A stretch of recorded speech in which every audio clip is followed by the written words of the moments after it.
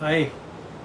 In the morning, in the one of the tenants groups, there was discussion and chats on the Rent Act issue.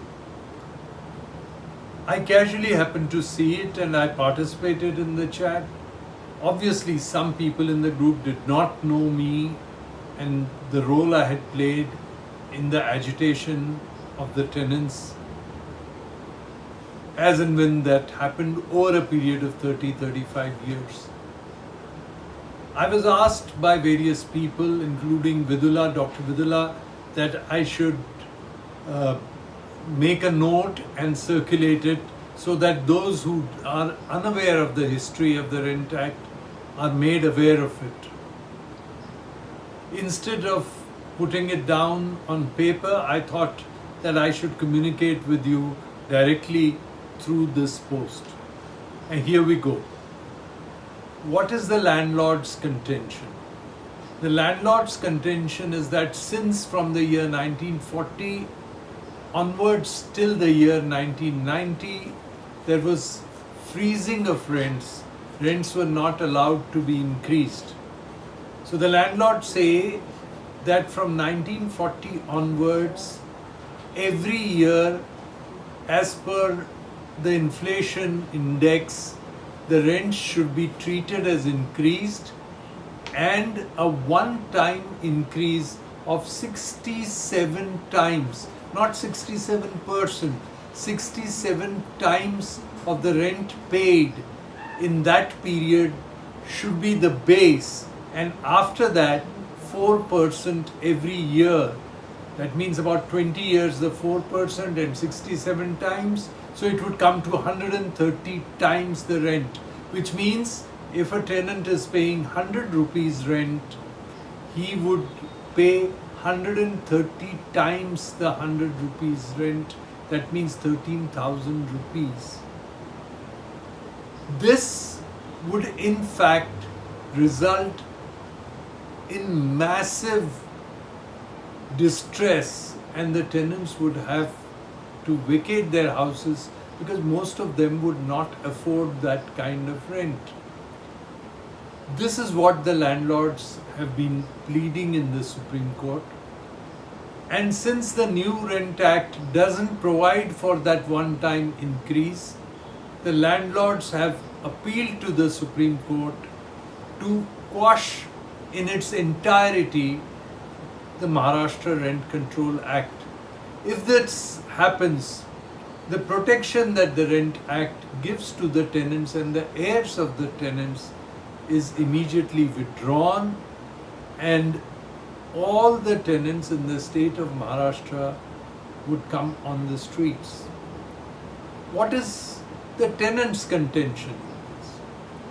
The government, by its own admission, states that in the year 1995, 50,000 crores have been collected from the tenants by the landlords, and none of this money has been recorded because accepting and giving of pagdi in those years was considered a crime.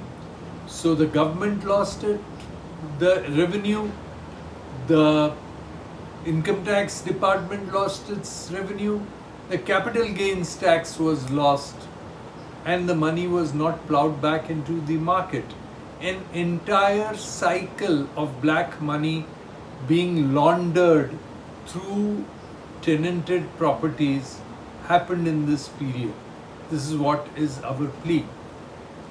We say that when any tenant wishes to hand over his premises to the new tenant pays an equivalent to the market price of the premises as pagdi, out of which between 35% and 50% is paid to the landlord, which means if one premises in a period of 10 years or 15 years has changed hands twice, then the landlord has more than recovered the entire market price of the premises. So the tenant's contention is very clear that there is no argument in favor of increase in rent. Because the pagdi is legal and the landlord has accepted the pagdi, and he has accepted in the form of pagdi the market price for his premises, he should use that money to repair the building and not ask for rent increase.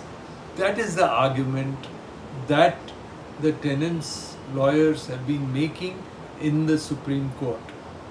Any argument made by the tenants which is contrary to the argument placed before the Supreme Court may be used by the landlord's lobby to tell the Supreme Court that, look here, it's the tenants themselves who want to increase the rent, and this argument that has been advanced by tenant bodies before the Supreme Court is a false argument, and hence the Rent Act should be scrapped completely.